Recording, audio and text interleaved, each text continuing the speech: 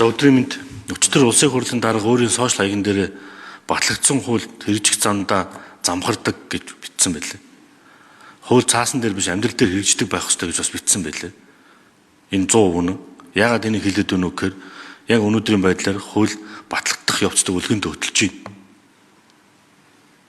Анх өргөн барьснаас нэг жил 6 сарын хугацаанд ажлын хэсэг нь хуралддаггүй, байнгын ороод нь хуралддаггүй, хилцэх асуудал жордгоо ингэж явсараад өнөөдөр эцсийн хилцүүлгийг хийж чадахгүй намрын чуулган шийдэж явах шиг байна.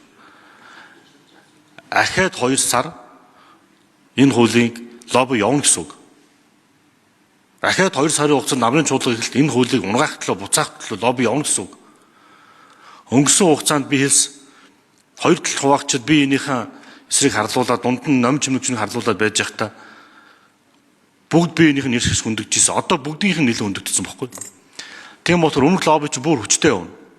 9 сарын 15-нд намрын чуулганд энэ лобби улам хүчтэй явна. Сүүлийн хэдэн хоногийн хугацаанд тамхи импортлогч компанийн захирлууд, түүний төлөөллийн хүмүүс, зарим улсын хурлын гишүүд ордон дотор тамхины лобби хийгээд явсан нь үнэн шүү дээ.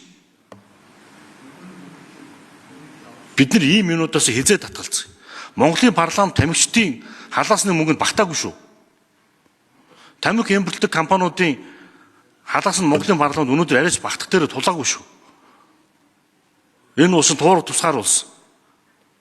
Ард түмэнтэй, түүний төлөөллийн байгууллагатай арай бас ингэж энэ Монгол улсыг парламентыг дөрнөж болохгүй.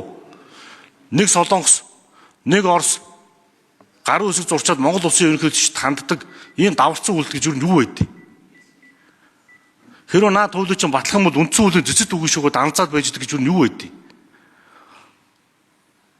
Хэрэв энэ хууль батлагдах юм бол хууль бус тамхины худалдаа нэмэгдэнэ гин. Монгол улс хилтэй, гайлтай, цагдаатай, тагнуултай. Хоёрдугаар тамхич овор хэмжээтэй учраас хэлээр улаан цаг хайр цагаас гүг яваад чадахгүй. Хэний дөрмжлээд байгаа.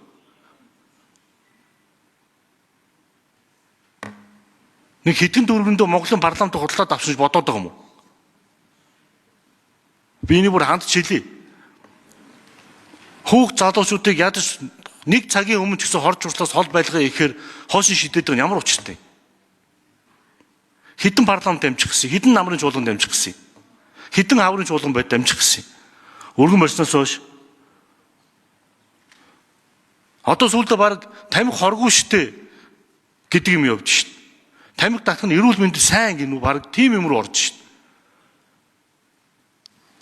Хэвлэл мэдээллийн байгууллага мэдээлэл гаргаад ерөнхийлөгч та болохгүй 20 50-аарай гэж ч байх шиг. Монгол улсын ерөнхийлөгчдийн бүрийг талдаг одоо бас хэн бэ тэд нар?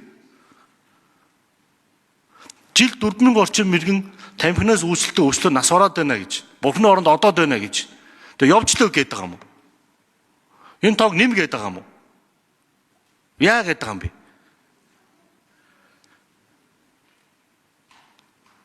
Бид нар одоо нэг залуучууд хөгжлийн хууль гэдэг нэг баталсан юм байл.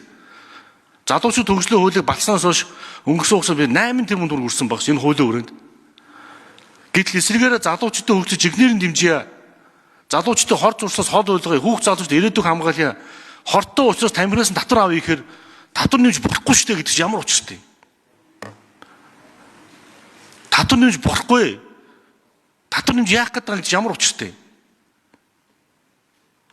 Арай ч бас ингэж дөрвж болохгүй шүү. Монголын парламентыг тамхичдын хэдэн төгрөнд тэдний халаас нь арайс багтчихаагүй шүү.